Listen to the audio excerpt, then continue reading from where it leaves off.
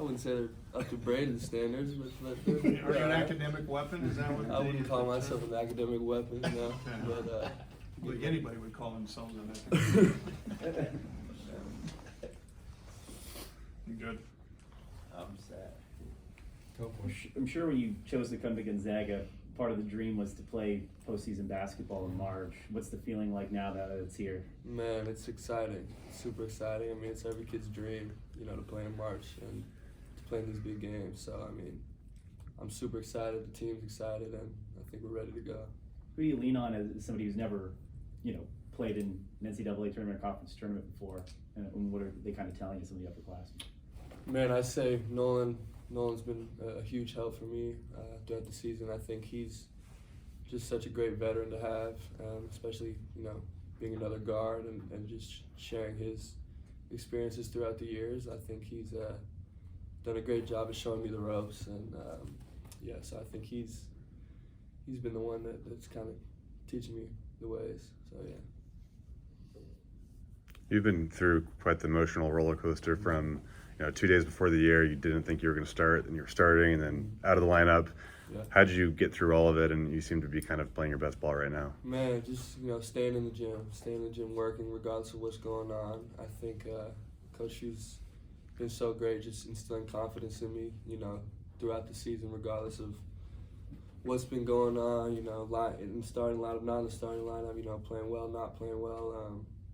Just staying confident, staying in the gym, working, and getting better is what I've been kind of trying to do.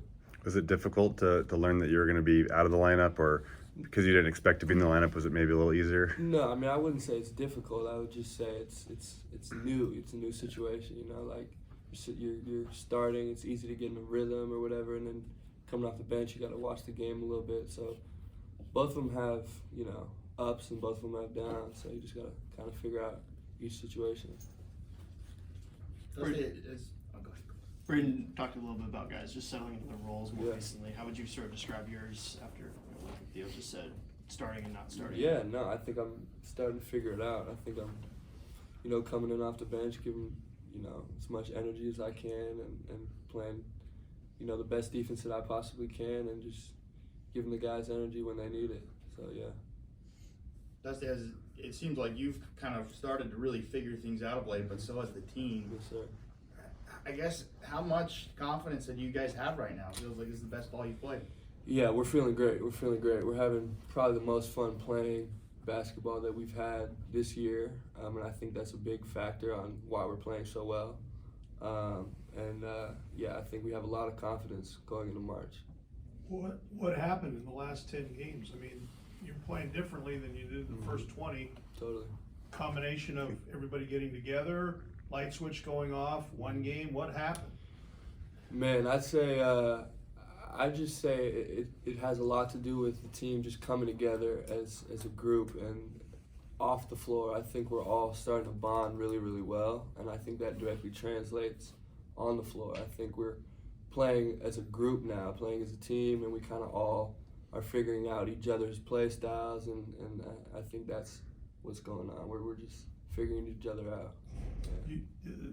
You've played everybody twice, Mm-hmm. but now you go to Vegas, you don't know who you play until 24 hours before. Can that cause any concerns, or the fact you played them twice, it's like, okay, we can pick this up? Yeah, I was going to say, we played them twice. We kind of know each team's personnel. We kind of know what they're trying to do, so I think we'll be ready. Yeah. I asked Braden, what's been the low point and high point for you this year? Man, I'd say the low point was definitely that loss at home to St. Mary's. I think that was one we all really wanted to have. Coaching staff, 2 players, I think all of us, that hurt us. But I think that the high point is beating St. Mary's at St. Mary's. I think that was, something we all wanted to happen so badly. We all practiced so hard that week, and it just felt great to get it done. Is there a learning curve for you this year where you might look back and be like, I'm glad I went through this, even though at the time it seemed maybe darker? No, I mean, I was just talking to Coach Gentry about it. I think this year I've learned more than I've ever learned in my entire life about basketball. I mean, coming into this year, being a high school senior, you think you know so much about basketball. You think all this stuff, and then you get to college and you realize, oh, I don't know anything. Like, I got a lot to learn. So, yeah, it's been a huge learning curve, but I'm so grateful for it. I mean, it's only going to help me be more successful in the future.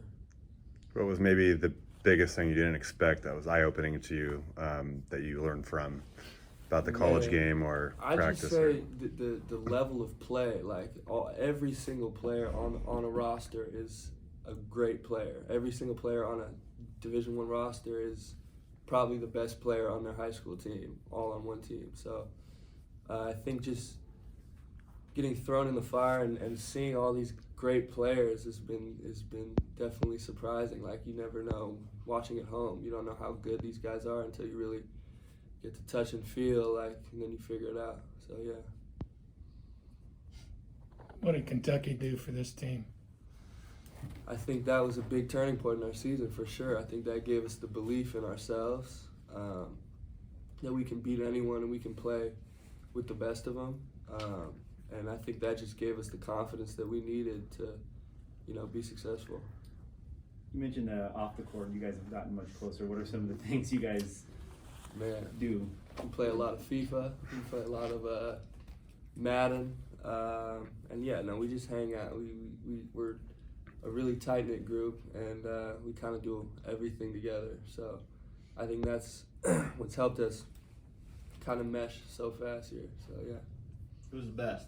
I know Graham's a beast at 2K. Graham's a beast at 2K. He's not better than me at 2K, though. Everyone wants to say that Graham's the best. He's not the best. But the best player at Madden is definitely B. Huff. But yeah, no, Graham's top 2 in 2K. Top 2. Yeah. You've almost made it through your first winter in Spokane, being a SoCal boy. What's it been like? Worse than you thought? Better than you thought? It's been freezing. It's been freezing.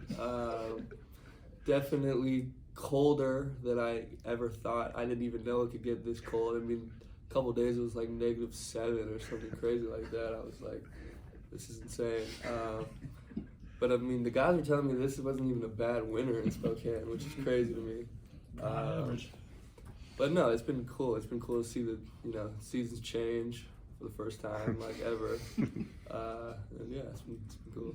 Driving in the snow. Driving in the snow, that's scary. I didn't know about that. I don't know the rules. I don't know all that. But no, driving in the snow is definitely an adjustment. That's okay. Most people in Spokane don't know that. Yeah. All right, next up. All right, thanks.